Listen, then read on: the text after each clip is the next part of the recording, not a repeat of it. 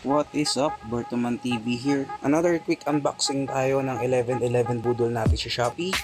Courtesy of my wife. So, itong parcel na to, siya ang nagbayad nito. Maraming salamat sa pag-sponsor, wifey, para sa aking video na to.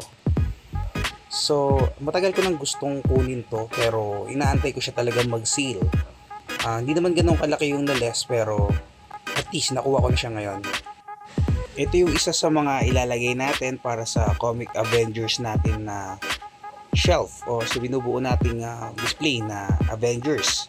So dahil nga sa comic version ng binubuo natin, ito yung napili ko. May idea na ba kayo kung ano to? Yan, medyo napabaon pa yung hiwa ko dyan. Medyo na-damage yung box. So pinag-iisipan ko nga kung i-unbox ko ba to kasi regalo nga ni wife ito. Kaya, yon. So, let me know in the comments kung buksan ko na.